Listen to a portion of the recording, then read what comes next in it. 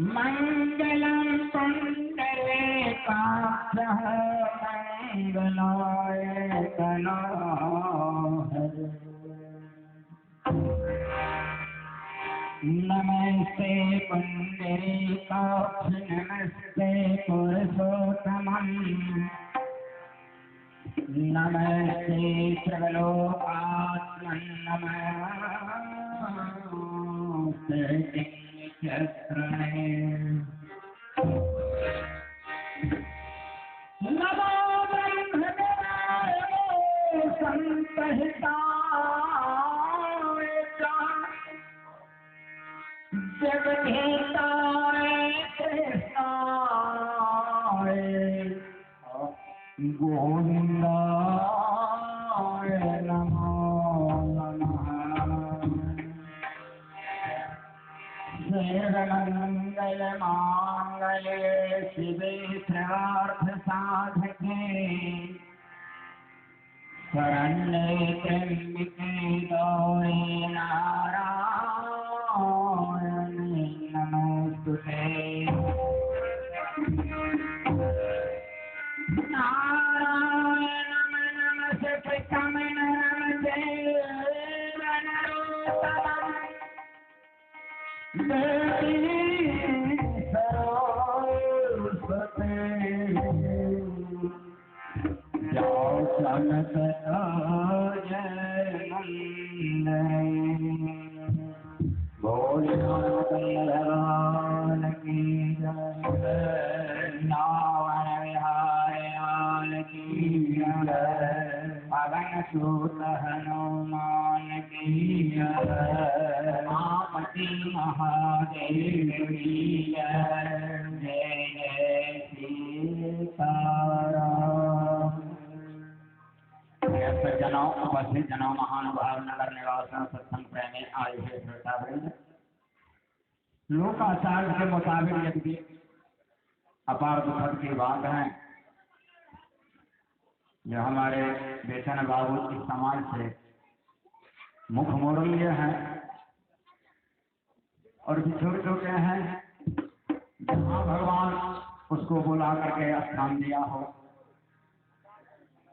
इन लोकाचार के मुताबिक हम सबको दुख होता है। वैदिकाचार के मुताबिक अपार दुख की जगह पर अपार सुख की बात कहा जाए। इसलिए कोई भी वस्तु यदि अपने हर तरह से सक्षम हो जाते हैं, ऐसी स्थिति में वो उस कार्य से निवृत्त हो जाते हैं तो सुख की बात है। जैसे यह शरीर भी एक मशीन की तरह है, इसमें भी पांच ऊर्जा है, ये भी अपने शक्ति के मुताबिक काम करते आए हैं, कर रहे हैं, आगे भी करते रहेंगे। लेकिन इनकी भी जब पांच ऊर्जा सबल के बदौलत निर्बल हो जाते हैं तो धीरे धीरे काम करना बंद करने लगते हैं। और ऐसा होता है कि जब तक सामर्थ्य रहता है अपने से उठने की, बैठने की, चलने के, फिरने की, खाने की, पीने की, बातों करने की, ऐसी स्थिति में सारे हितैषी प्रेमी सके संबंधी मुस्कुरा करके हिलने मिलने की आते हैं, बड़ी खुशी से दिलचस्पी रखते हैं। बशर्ते जब एक न एक रोज ये निर्भर हो जाते हैं तो हिलना मिलना धीरे धीरे कम हो जाता है। यहाँ तक कि परिवार भी नकार दिए जाते हैं।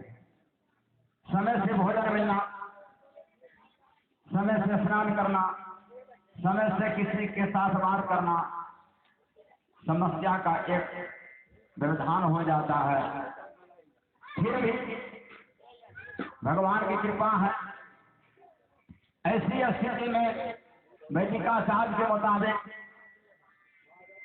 यदि परिवार को न कहना पड़े जो भगवान इसके लिए आप एक भी जगह दे दीजिए, उससे पहले यदि यह चोला चाम बदल जाए, भगवान की शरण में समर्पित हो जाए यह जीवात्मा, तो सबसे आनंद की बात है।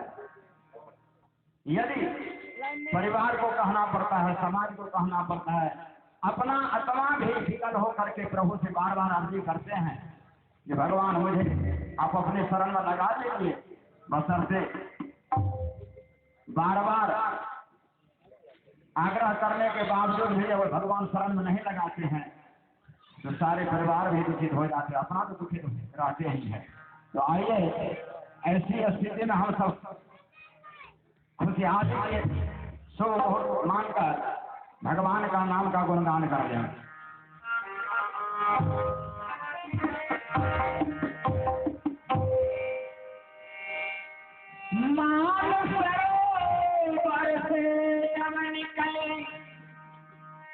पावन गंगा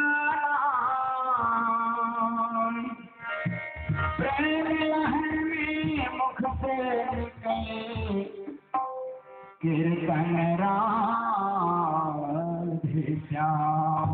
बोल वृंदावन विहार लाल की जय। राधे राधे राधे जय जय श्री राधे राधे राधे।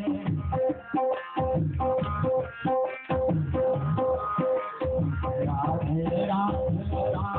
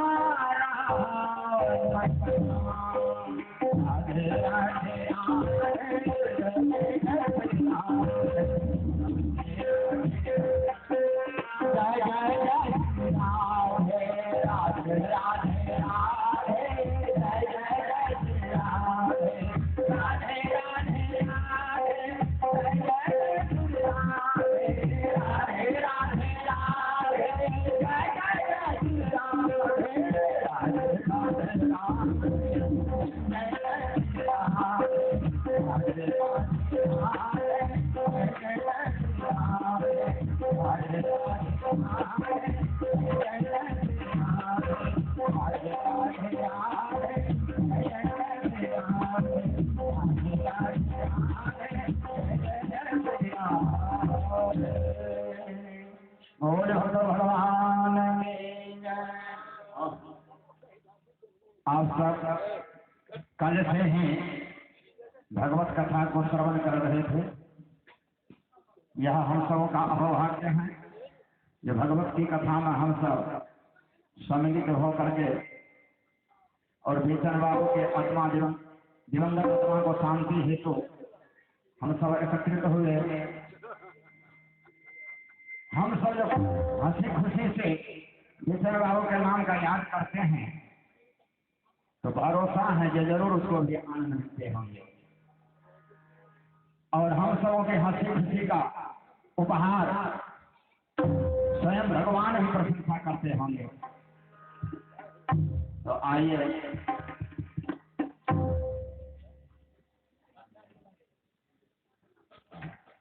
पूर्व वक्ता हमारे योगेश्वर दास जी आप सबको बहुत रसमय कथा सुंदर से सुना रहे थे।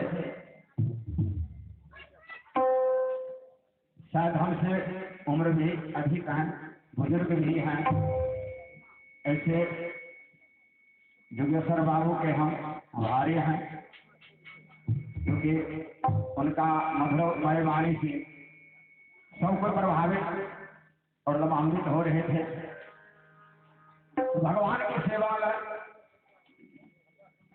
सबको थोड़ा इच्छुक होता है और हमारे माननीय दिनवेश्वरी दास जी आग्रह किए कि कम से कम अब तो संभवतः कुछ न कुछ समय संपन्न ही होने वाले हैं तो 2-4 शब्द भी रखा जाए।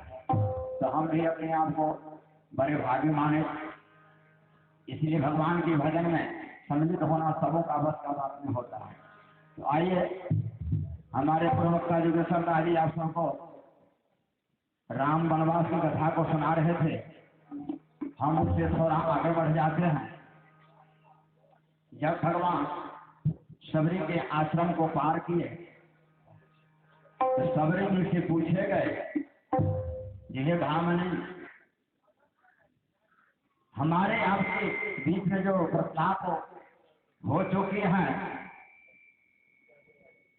ये तो अब संपन्न है और हमें आज्ञा दीजिए और हम आगे बढ़ेंगे। साथ साथ आप तो जंगल में बहुत पूर्व से रह चुके हैं, आपको किसी के माध्यम से किसी प्रकार से सुनी सुनाई में या अन्यथा आंखों की दिखाई में मेरी सीता की कोई खुशखबरी हो तो मुझे आप बता दीजिए। मां सबरी ने प्रभु से बताए, प्रभु आप हमें आज्ञा मांग रहे हैं, जो हमें आज्ञा दीजिए अब आगे बढ़ेंगे। वो नहीं होगा कहा तो कहा आप जो विदाई मांगते हैं उससे पहले मेरा विदाई कर दीजिए तब आगे बढ़िए। तो प्रभु ने कहा ठीक है जो आपकी इच्छा हो। तो सबरी ने जंगल से बटोर करके लकड़ी लाई और लकड़ी को छिपा बना करके उस पर बैठ करके और जोगा अग्नि में, जोगा अग्नि का अर्थ होता है अपने आत्मा को उस चित्ता पर, इस जीव को जोग स्वरूप अपने ब्रह्मांड पर बिठा लिया और भगवान ध्यानस्थ हो गए और मां सबरी के अंगूठा से चिंगारी निकली आप रूपी धीरे धीरे लकड़ी में आग करके उनका सर भी जल के राख हो गए। भगवान ने जल ले करके सबरी की चिता पर छिड़क दिया। कोई जंगली फूल पत्ती थी उसको समर्पित करके तब प्रभु वहां से आगे बढ़े। तो सबरी का स्तुति थी भगवान को। जिस प्रकार हमसे आप कह रहे हैं सीता की खोज, तो मुझे तो पता नहीं है, लेकिन इस सरोवर के आगे ऋषमुख पर्वत है। उस ऋषमुख पर्वत पर बंदरों का एक राजा रहता है, सुग्रीव। एक तो जाति का बंदर है, एक जगह बैठ करके बंदर को रहना समस्या नहीं होता, मुश्किल होता है। बेग और बंदर उछलते कूदते रहता है। तो कहा बंदर है, इस जाली पर से उस जाली पर, इस जंगल से उस जंगल करते रहते हैं और बेचारे बंदर हैं। हो सकता है उसको कहीं आभास आया हो तो आप उनसे मुलाकात कर लीजिए। हमारे समझ से कुछ न कुछ जरूर सीता जी की विषय में बता देंगे। तो कहां से? तो ऋषमुख से। और कहा जंगल, एक पर्वत का नाम है ऋषमुख। कहा क्यों ऋषमुख क्यों नाम है इसका? कहा इसलिए यहाँ जो योगी वहां से तपस्या करते थे, जितने भी तपस्वी थे सब मौन धारण किए हुए रहते थे, बोलते नहीं थे आपस में, सब मौन धारण करते थे।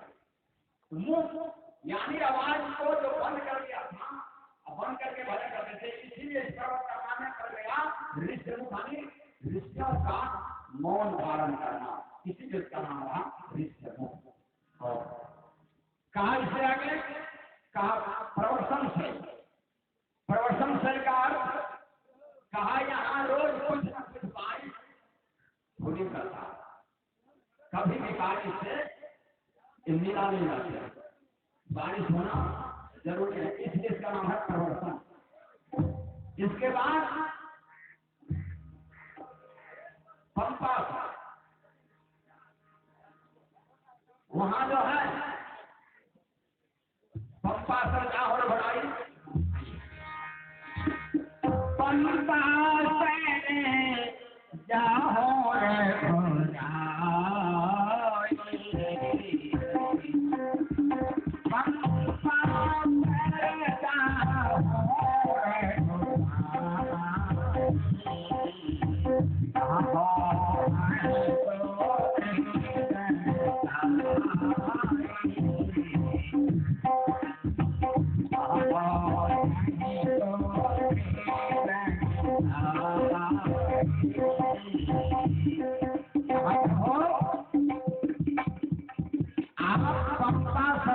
चले जाइए, वहां सुग्रीव है, उससे आप मित्रता कर लीजिए।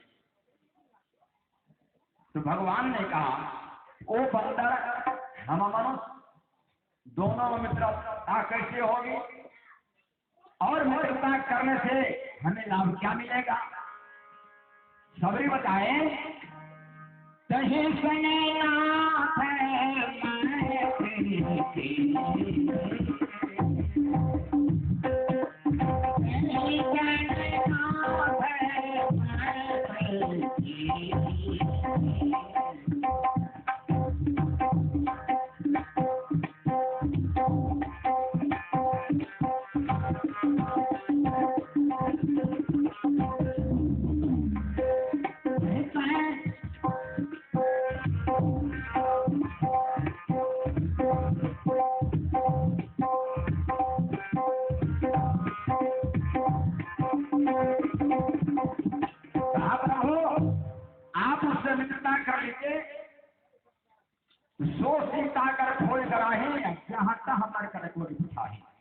और उससे आप मित्रता कर लेते हैं तो उसके साथ जो उसका सहयोगी बंदर है उनको चारों तरफ भिजवा करके आपकी सीता की पता लगवा देंगे।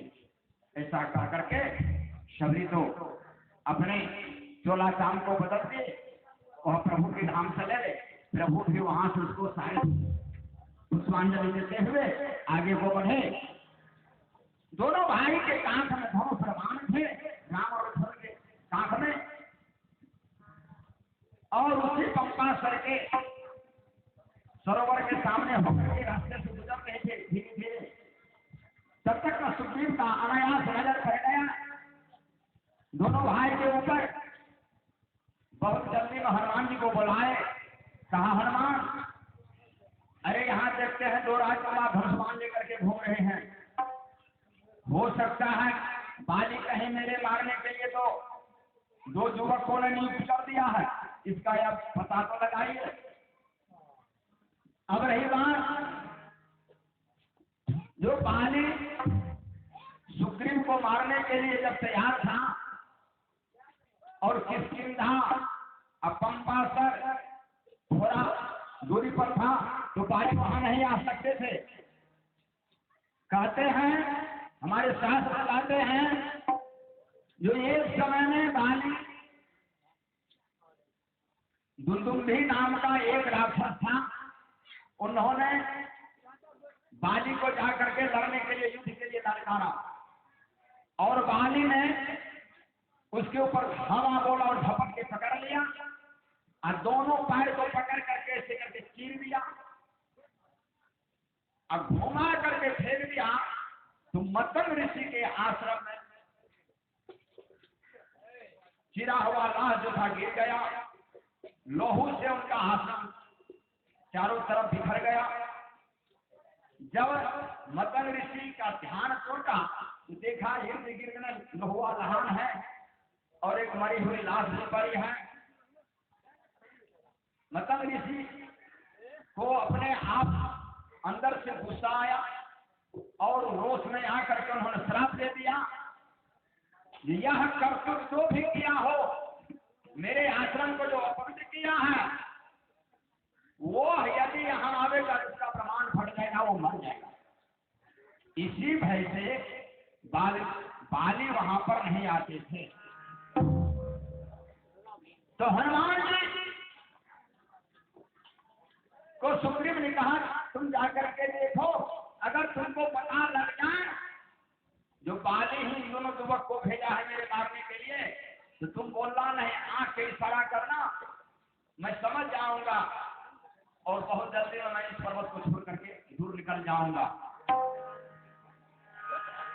और हनुमान जी प्रेम रूप धरे काफे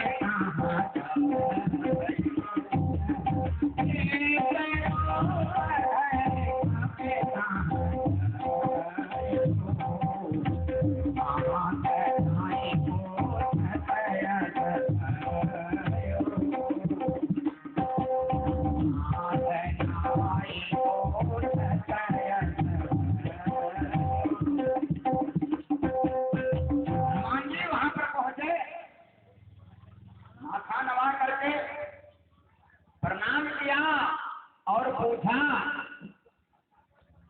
जो आप दोनों कौन हैं? को तुम श्यामल गोर शरीरा क्षत्रिय रूप,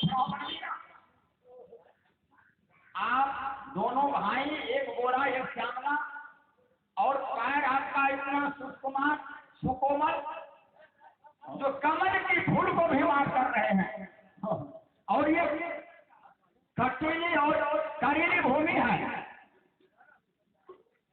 इस पर चलने से आपके पैर में थोड़ा सा भी ठेस लग जाए तो खून बाहर निकल जाएंगे।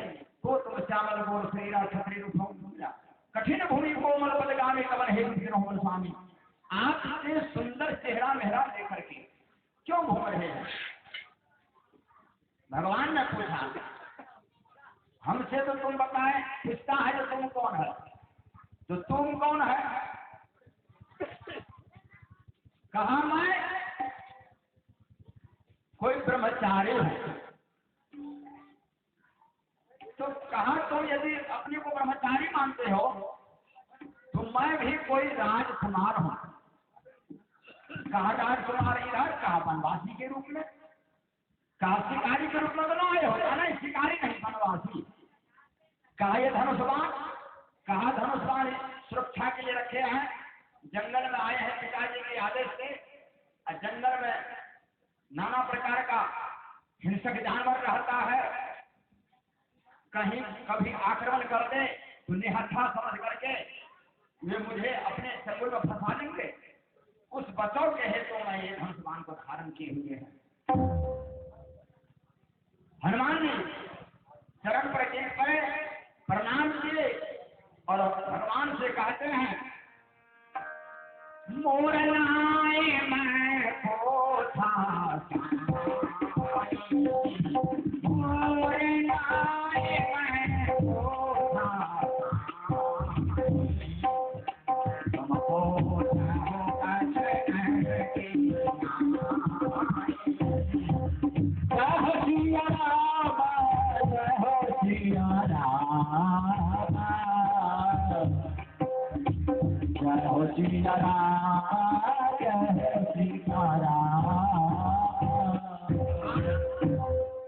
हमने तो माया में फंसे हुए माया में होकर क्या आपको नहीं पहचान पाए।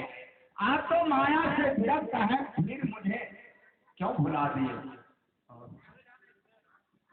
कहते हैं जो भगवान को वाणी को सुन करके हनुमान जी पहचान गए। कहा क्यों पहचाने, इससे पूर्व कभी मुलाकात हुआ था जिससे पहचान गया। जब तक किसी से किसी भी समय में मुलाकात नहीं होता है तब तक याद आने पर नहीं पहचानता है। याद भूल गया हो सकता है, लेकिन आमने सामने होने के याद होने पर पहचान करता है। कहा इसका प्रमाण है, जब भगवान शंकर मदारी का रूप बन करके अयोध्या में गए थे, एक बंदर को साथ लेकर के, कहते हैं हनुमान जी थे, तो वहां जब बंदरों का तमाशा दिखाया तो भगवान चारों भाई बाल रूप में उस बंदर की तमाशा को देख करके खिलखिला करके हंसने लगे, खिलखिला करके नाचने लगे। लेकिन मदारी कब तक रहेगा, 1 घंटा ना 2 घंटा, ज्यादा से ज्यादा करेगा। अगर कहीं कोई कहेगा कि तुमको हम 10 जगह का एक जगह दे देते हैं खर्चा, तो हर दिन रह सकता है, इससे ज्यादा तो नहीं रहेगा। तो मदारी बाबा जो थे तमाशा करके तो चले गए, लेकिन ये चारों भाई बंदरों के लिए मचलने लगे, हमको बंदर चाहिए, हमको बंदर चाहिए। लेकिन माता और पिता का ऐसा भोला भाला स्वभाव होता है जो बच्चों के लिए वो सारे निछावर कर देते हैं। और उसमें भी राजा वाले बात बंदरों के मचलने लगे। तो सुमन से कहा, सुमन अरे एक बंदर कहीं से मंगा के ले आओ। जब तक ये अपने आप ज्ञान में नहीं आ जाएंगे, ये समझ नहीं पाएंगे ये बंदर है हम मनुष्य हैं, तब तक उस बंदर को यहीं रखना है। क्योंकि बच्चा है, ये समझ नहीं रहा है। अच्छा समझ जाएंगे बंदर है हम मनुष्य, धीरे धीरे अपने आप इसका मुंह छूट जाएगा, फिर बंदर को छोड़ दिया जाएगा। तो कहा महाराज कहाँ से बंदर मंगाया जाए, कहाँ चले जाओ किसकिंधा, वहां सुनते हैं बहुत बंदर है। तो सुमन जी गए उसी किसकिंधा, तो वहां गए तो राजा थे बाली। बाली से कहा गया, कहा ठीक है, एक बंदर वही हनुमान जी जो थे उसी बंदर को साथ लगा दिया, वो लेकर के आए जा, और भगवान के दरबार में वो रहते रहते भगवान को नाच तमाशा दिखा करके खुशी रखते थे। ऐसी स्थिति में जब धीरे धीरे राम लक्ष्मण भरत शत्रुघ्न चारों भाई बड़े हो गए, सारे चीज को समझने लगे, तो बंदर का लक्षण छूट गया, बंदरों का लक्षण छूट गया। अब बंदर कहीं है अपना कहीं है, कोई उसे लेना देना नहीं। तो राजा ने देखा तो अब तो बंदर उसका कोई मुंह नहीं रह गया, उस बंदर को पुनः किसकिंधा को भिजवा दिया गया। वही बंदर हनुमान जी राम जी को अच्छी तरह से पहचानते थे और राम जी उस बंदर को पहचानते थे, क्योंकि बहुत दिन तक ध्यान रह चुके थे। इसीलिए हनुमान जी कहते हैं मोर नाई में पूछा नहीं, हम तो माया भी है, माया में रह करके एक मन में मोह ज्ञान और तुम ग्रहों हिंसारों देव भगवान। तो भगवान पहचान गए। तो अंत में हनुमान ने कहा सरकार ये सारी बात का हुआ, आप आने की कथा तो सुनाइए। आप दोनों भाई धनुष्मान लेकर के जंगल में क्यों आए? प्रभु ने कहा हनुमान अब तो जान पहचान हो गया, तो आपको उचित बात कहने में किसी प्रकार का दिक्कत नहीं, चाहत नहीं, लज्जा नहीं। अरे आप चले आए, मैं और बड़ा हुआ, मेरे गुरु विश्वामित्र जी मुझे ले गए बख्तर जग सिद्ध कराने के लिए। वहां जाने के बाद उनका जग संपन्न हो गया। उसी अवसर में सीता स्वयंवर होने वाले थे। मेरे गुरु महाराज सीता स्वयंवर में लेकर के पहुंचे और वहां एक धनुष जग हो रहा था। उसमें था जो धनुष को तोड़ेगा उसी के साथ पिताजी का विवाह होगा। वह धनुष मेरे हाथ से छूटा और सीता जी मेरे पत्नी बने। यहाँ अपने राज आने के बाद कुछ दिनों के बाद मेरी सौतेली माँ के करीब प्रेम नशा की वजह से मुझे वनवास दिया। हनुमान जी ने पूछा केवल आपको वनवास क्या? कहा केवल मुझे दिया। कहा ये छोटे भाई का साथ आए, कहा ये अपने मन से आए हैं, इसको किसी ने वनवास नहीं दिया है, हम भी नहीं कहा जा वनवास। तो कहा आप जब वनवास आ रहे थे तो आपको तो पता होना चाहिए ना, जंगल में हम जा रहे हैं, जंगल में रहना है, जंगल में बहुत खोल भी राक्षस वगैरह बोला हिंसक जानवर रहता है और जंगल में एक स्त्री को अपने साथ लेकर के जाना समस्या का घर हो जाता है। तो आप तो स्त्री को लाए। राम जी ने कहा हनुमान क्या कहो, मैंने अपनी पत्नी से समझाया वो भी नहीं माने और भाई को समझाए भी नहीं माने। और आते आते जंगल में आए। एक रोज एक कपट का मृग आया। तो मृग को देख करके पिताजी रोधित हो गए। हमसे कहा मृग को मार के सामने लाइए, हमने मृग को मारने के लिए किसी राक्षस ने दुष्पन्न किया। वो साधु का भी सुनने आए मेरे पिताजी से भिक्षा मांगे। पिताजी ने भिक्षा देने के लिए घर से बाहर आए तो उसको रसोई में खा करके कहीं और लेके चले गए। दोनों भाई जब एक जगह हो गए तो नौ वो सीता और नौ वो राम हो गया। क्या किया जाए? उसी सीता को ढूंढते ढूंढते यहाँ तक पहुंचे हैं। आपसे भी कोई सहयोग मिलेगा तो मेरा सहयोग कर दीजिए। हनुमान ने कहा प्रभु सहयोग तो भरपूर होगा, लेकिन हमारे साथ चलना होगा। कहाँ चलना होगा?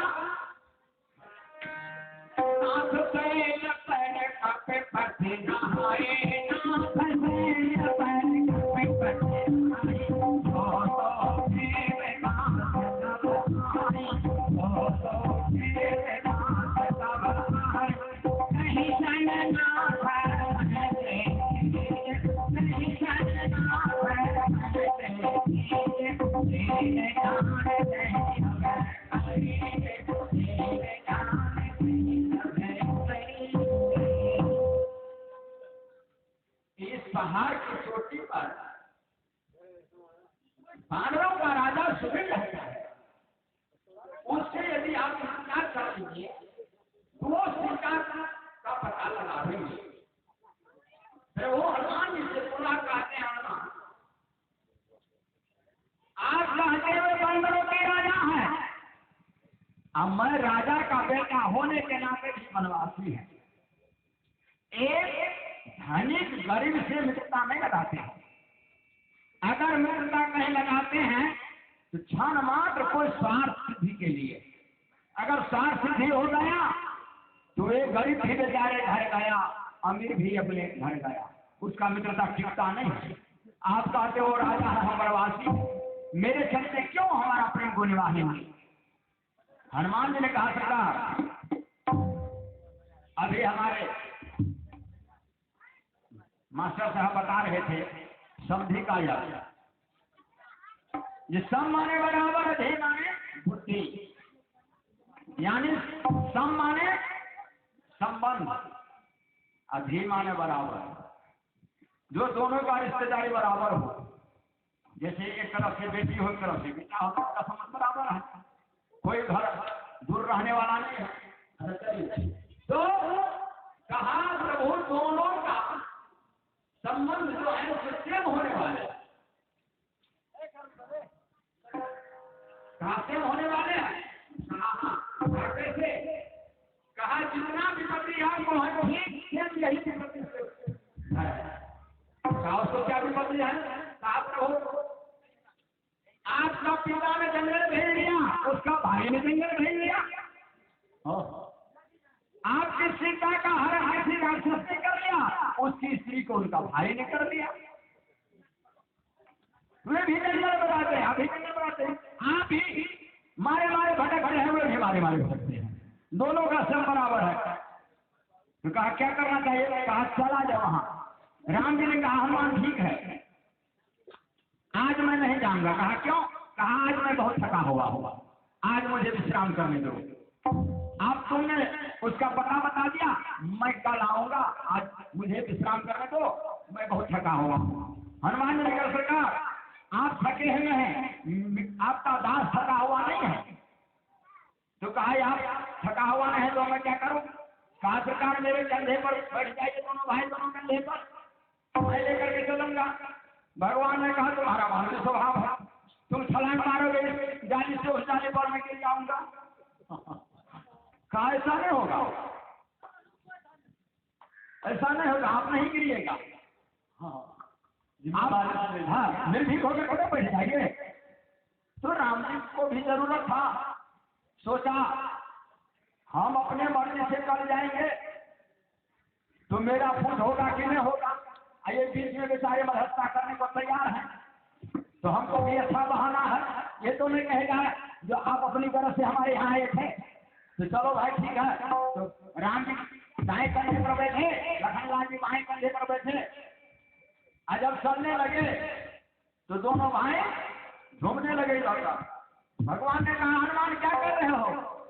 कहा क्या हो रहा हो? कहा हम तो पहले कहा अब तुम बंदर स्वभाव का छलांग मारते हो, मैं हिल रहा हूँ। कहा सरकार दोनों भाई लेकर के मेरा मस्तक को खूब जोर से पकड़ लीजिए। तो दोनों भाई ने मस्तक को पकड़ लिया। तब हनुमान जी लगे और जोर से उड़ने के लिए और उड़ने के लिए। तो भगवान ने कहा हनुमान क्या कर रहे हो? क्या हो सकता? कहा जब मस्तक पड़ गया तो बहुत जोर से छलांग मार रहे हो।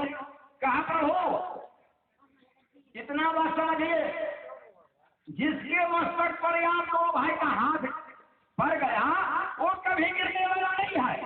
जब वो नहीं गिरेगा तो आपके संग गिरेंगे। बोलिए राजा रामचंद्र की जय। सीताराम सीताराम सीताराम सीताराम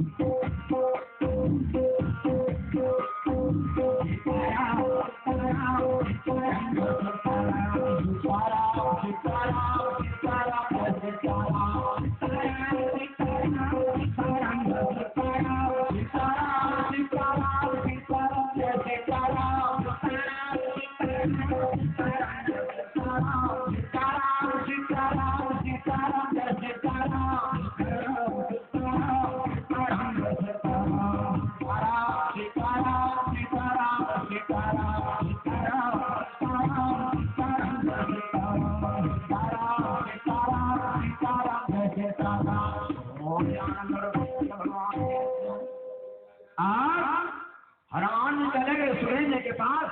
सुग्रीव ने देखा जो हनुमान दोनों भाई को लेके आ रहे हैं, अति प्रसन्न हुए, खुशी का परिवार नहीं रहा। राम जी को उतारे कंधे पर से, तो सुग्रीव जी स्वयं एक टहनी को तोड़ करके राम जी दोनों भाई को दिया बैठने के लिए। लखनलाल जी ने सोचा मेरे भाई बड़े भाई का ये मित्र होने वाले हैं, तो ये भी मेरे बड़े भाई हैं, ये हमारे स्वागत के हैं, तो हम इनका स्वागत करें। तो लखनलाल ने एक टहनी तोड़ करके सुग्रीव को दिया बैठने के लिए। दोनों जब बैठे तब हनुमान का उभय की सब कथा सुनाए। उभय माने दोनों तरफ की कथा को सुनाए, जैसे यहाँ सुनाए थे वहां सुनाए, और दोनों तरफ की कथा को सुना करके पाप कथा दृढ़ाय। अग्नि जो है साक्षात भगवान विष्णु है। विवाह शादी इत्यादि जो भी होता है हमारे हिंदू संप्रदाय में अग्नि को साक्षी रख करके विवाह शादी मनाया जाता है। इसलिए किसी न किसी प्रकार से अग्नि का साक्षी रखा जाता है। जैसे हमारे समाज में बहुत प्रकार का यज्ञ होता है।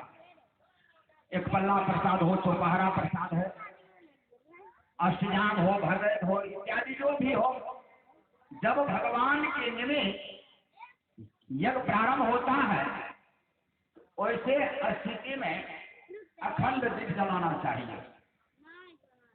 अखंड दीप माने जब तक यज्ञ हो तब तक अखंड। यदि शांति समय है, शांति मौसम है तो बाहर में भी दीप जल सकते हैं। अगर मौसम थोड़ा विकराल है, जैसे हवा का प्रकोप है, तो ऐसे स्थिति में किसी बटलोही में, किसी कोरोना में उस दीपक को रखना चाहिए ताकि हवा से बच सके। और दीपक जब जलता है तो वह उस जग का संवाद को लेकर के संवाद देता है। कहीं में जाकर अगर बिना मतलब का भूल जाए तो समझिए जगह में कोई ध्यान आया किसी में। अगर सचक करे तो समझिए किसी न किसी प्रकार का यानी खटपट होने वाला। अगर निर्विघ्न होकर के चले जाए समझिए एकदम बहुत बढ़िया संपन्न हो गया। वो भगवान की आइए एक भजन से बाकी है। सुग्रीव से लड़का तो हो चुकी। सुग्रीव ने भगवान के ऊपर अपना सारे जीवन को समर्पित कर दिया और भजन के माध्यम से सुग्रीव की तरफ से आप इस भजन को सुनिए। मैं तो खिला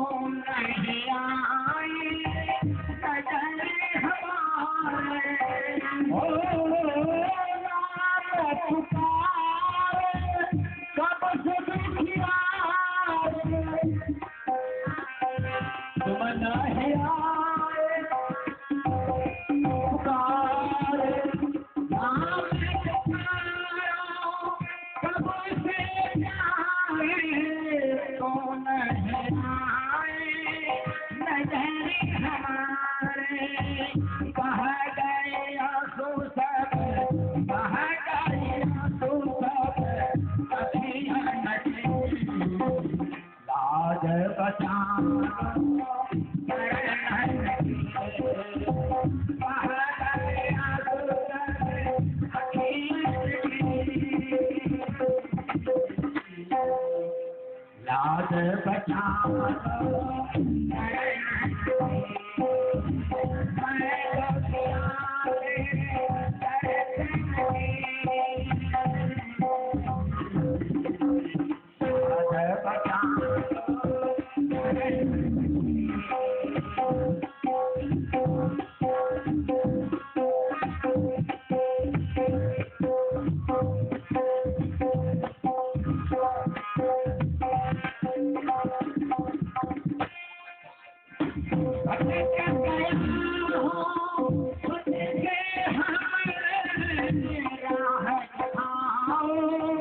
आकर तूने भटक गया पथ से हम राह दिखाओ आकर तूने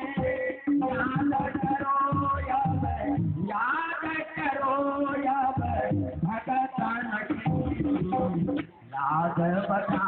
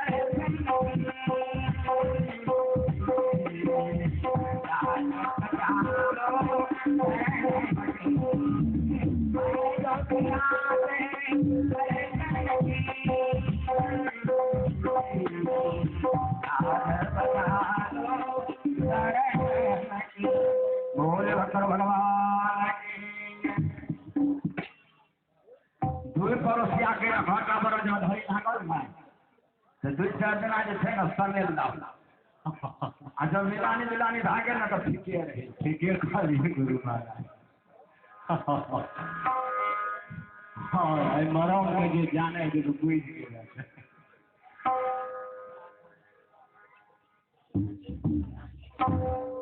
एक व्यक्ति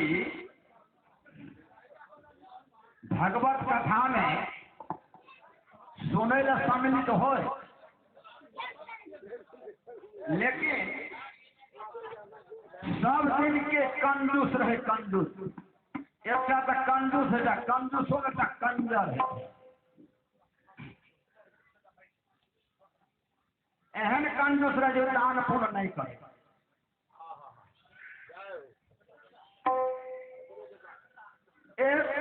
हुनकर शुभ चिंतक मित्र रहे हुनका जब कभी कभार मौका लग जाए न तो आपन बुद्धि थोड़ा उनका प्रयोग करे,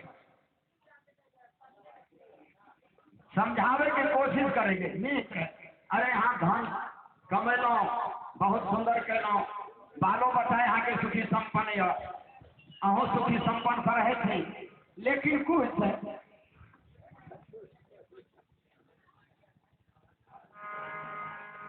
आइए हमें तो कथा कही कंजूस के, लेकिन भागे उदार के।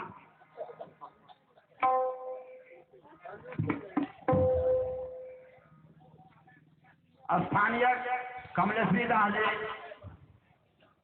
इन्हें 100 रुपया प्रदान करके ना ध्यान सके या कंजूस के खिस्सा कह रही है, नाम खटवे खातिर। गुरु महाराज ठीक है तो चलो बोलिए आनंद भगवान की जय। हम सब बहुत बहुत धन्यवाद देवे कमलेश्वरी दास जी का। चलो भगवान के भक्त हैं और भगवान के नाम से और दिवंगत आत्मा के नाम पर होने दान करके, तो दिवंगत आत्मा का भी शांति मिले, कमल सेवाओं के सुख जीवन हुनकर बाल बच्चा भी दिन दुना रहते गुना कमावे थे और हमरा सबके आशीर्वाद कमावे। हुनका हुनकर मित्र बराबर समझावे, कुछ दान करो तो पहले तक अली कली करे, कुछ समय जब और थोड़ा खुल है कहे मित्र अहाँ ये किया जे चले हम करबे, हमरा हाथ में सारे वस्तु थे, हाँ हम करबे। कहलकै मित्र करबे तो अखन करो ना, कहलकै अखनी करबे ना, बुझे छियै सरकार के घर में जो खत्ता है ना, ओहो पुराना खत्ता लगा जाए ना, हेरा फेरी भए जाइ छै, हिसाब झाड़ी करे गला थे ना, हमार नाम कोनो गड़बड़ा अयतै तऽ ओहिना रहि जेबै। आ ताजा बलिदान करबै ना तऽ खत्ता हम ऊपर में रहतै, सब तने जमरा करके पर देना हमरा ए दान के फल दे देतै। कहलकै अच्छा दे। संजोग से रहले कुछ दिन के बाद जीवन के समय के तो कोई अस्थायी चीज रहे नहीं थे। संजोग भले हुनका एक बीमारी एहन आबि गेलै जे हुनकर शरीरे नहीं काम करे लगले, बोलियो थे।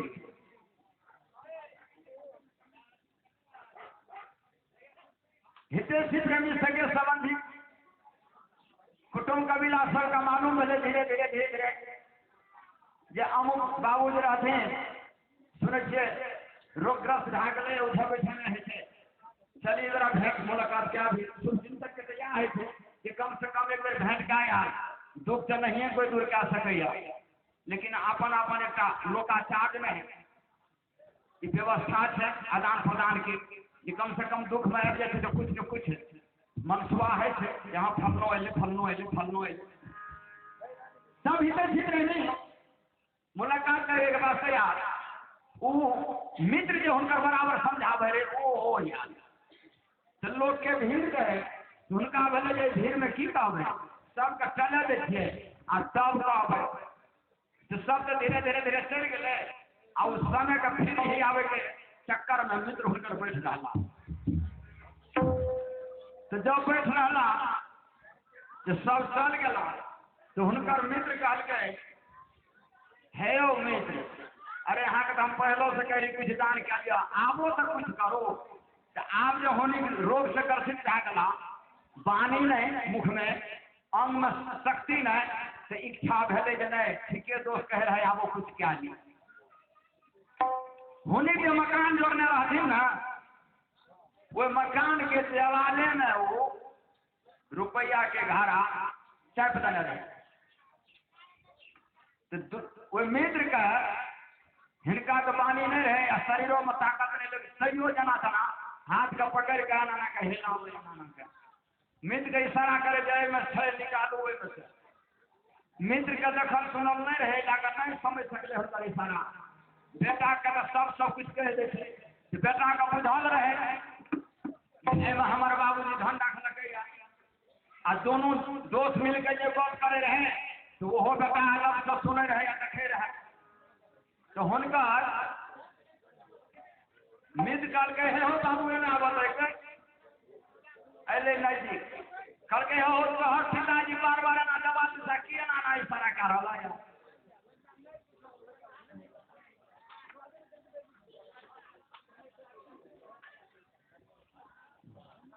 कल के बार किस तरह कर रहा हूँ पता के भले जे हमार दोस्त बहुत पहले से पीछा लागल रहे इनका काम शुरू करने वास्ते अब बाबूजी तो नहीं कर सकते अब बाबूजी तो खटवा से लग गए लेकिन इशारा क्या रहा है जवान में संपत्ति से निकालो आज तो मरिए जगह धानो हमर सेठ जा कल के दोस्त बाबू नहीं बुझाइए कल के ना कल के हमारा बाबूजी की इशारा थे क्या हमारा लोग कुछ रह है ये सही पर लाइक के मन वही घर बनने में सबसे ठीक बोलिए आनंद कंद भगवान की जय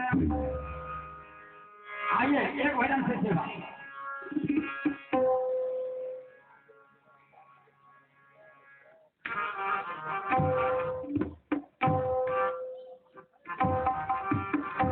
ज्ञान की नजर देखो संसार कौन रही है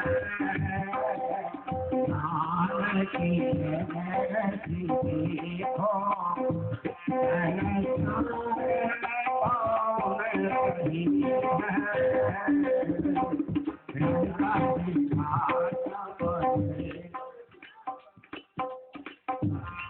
चलो कमलेश्वर दास जी बड़े पुत्र अशोक बाबू बस 51 रुपया प्रदान करथिन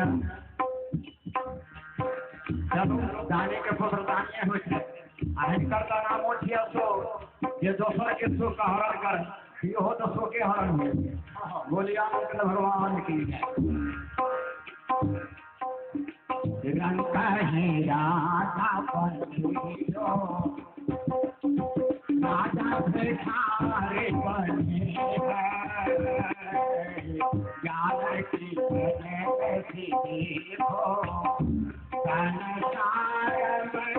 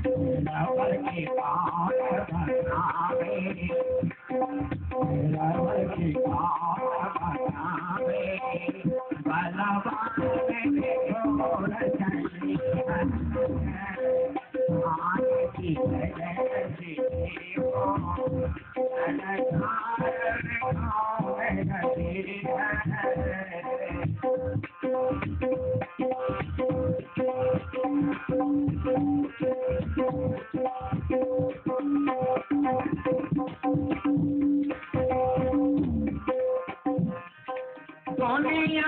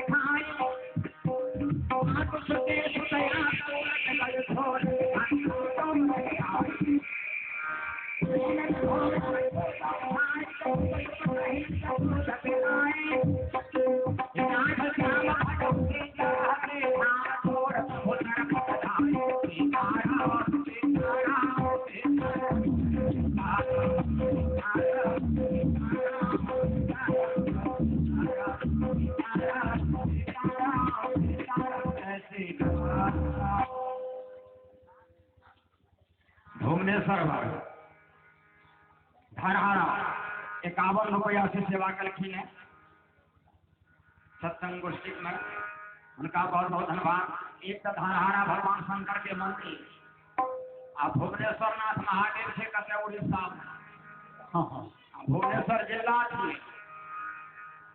जे एक जिला छे तो हुनकर की कहे के बात आगे ज्ञान की नजर से देखो संसार में कौन रही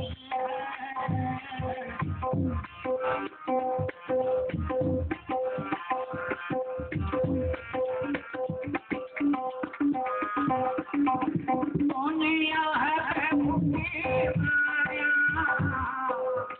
रंगा में हाथ सजाया दुनिया है भूखी माया रंगा में हाथ सजाया दो दिन हाथ सजाया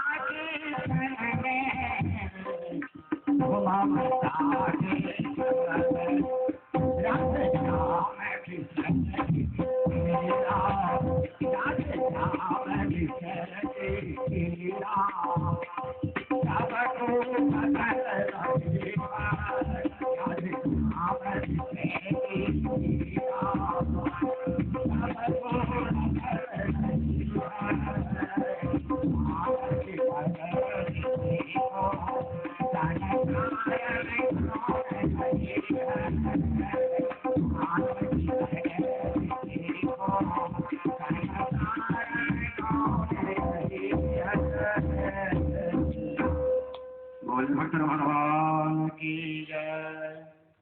और आगो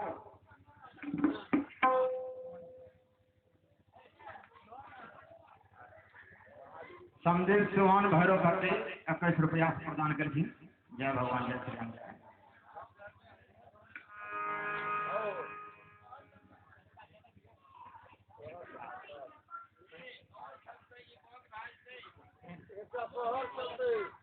प्रेस 51 रुपया दहीपुरिया दही पौड़ी। चलिए बहुत सुंदर, नाम भी अच्छा, काम भी अच्छा। आइए दही पौड़ी 51 रुपया प्रदान के इस सत्संग भजन में। आइए ऐसे दाताओं को हमारे सत्संगी मंडली से, भगवान के भक्तों की तरफ से बहुत बहुत धन्यवाद। आइए भगवान सुग्रीव से मित्रता किए, सोच को थोड़ा खींच देता हूं।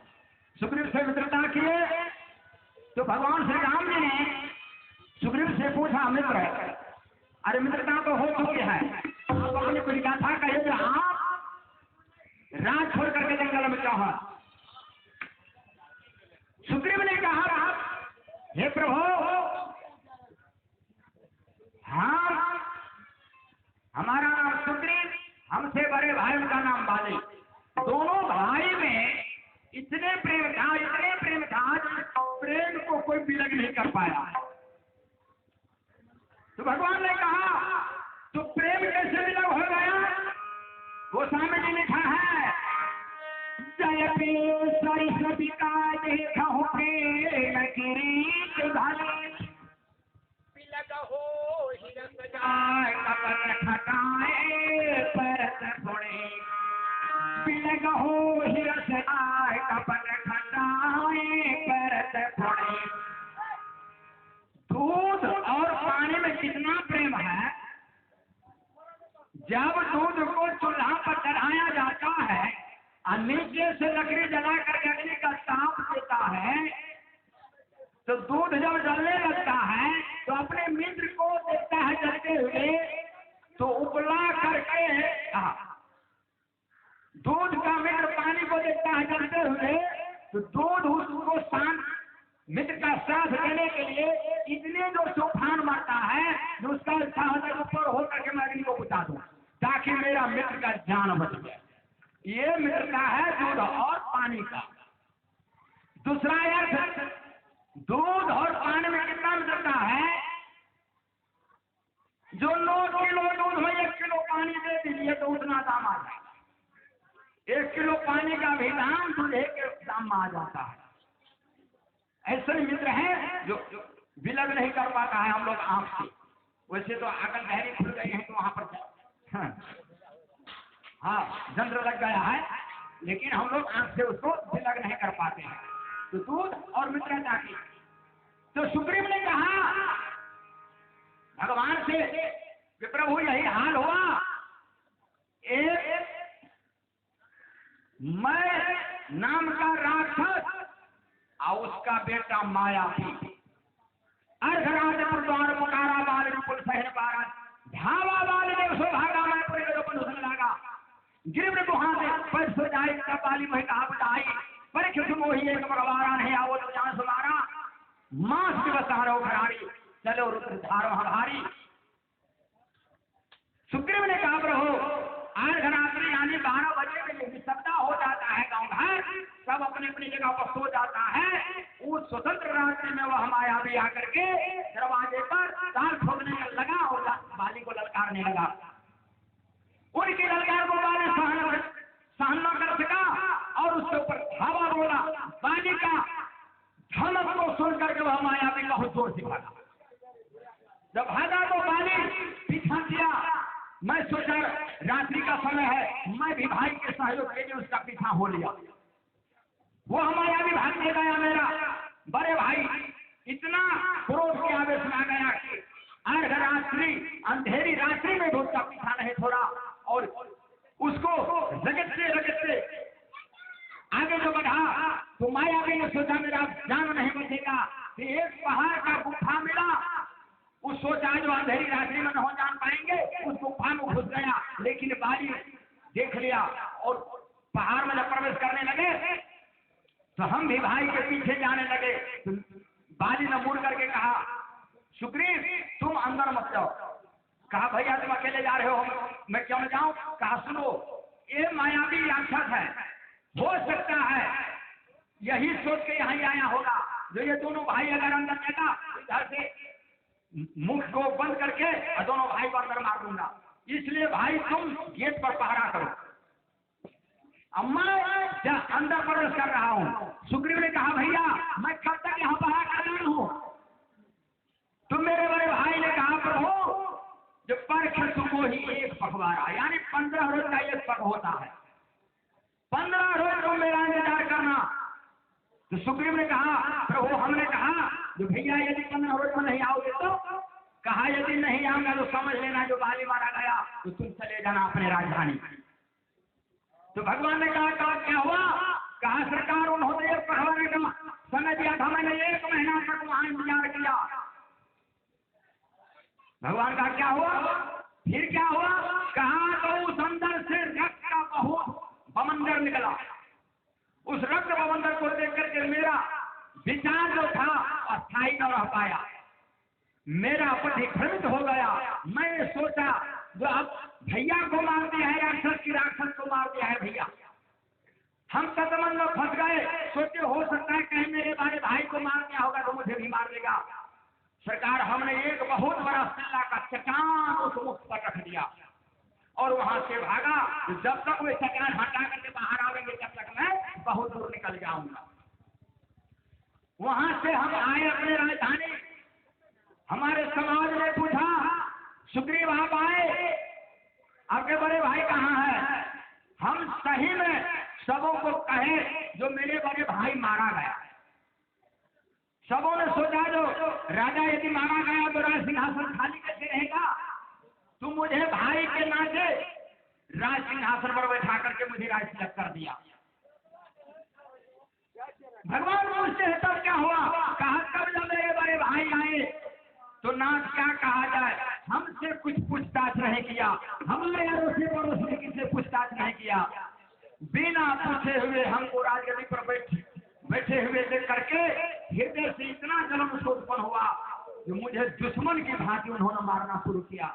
यदि हम भाग नहीं जाते तो मुझे मेरे प्राण वे ले लेता। तब से मैं सरकार घर छोड़ करके भाग निकला हूँ।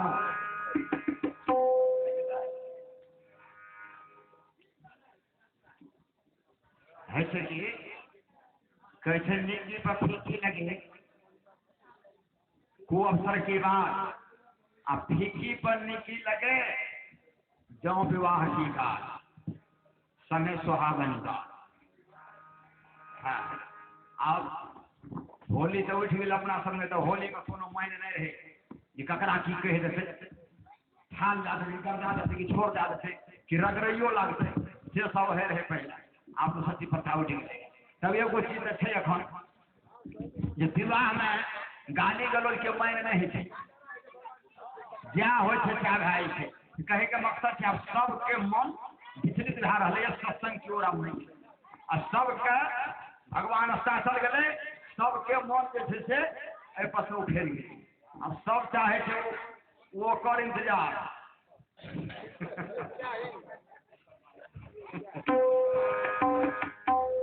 एक जगह भंडारा हो रहे तो भंडारा हो रहे जयनामा हो रहे आ गृह पैद कर रहे मोहन जो भनक आयन मना में लागल थे और हमारा मन सब पूरियो निकले थे।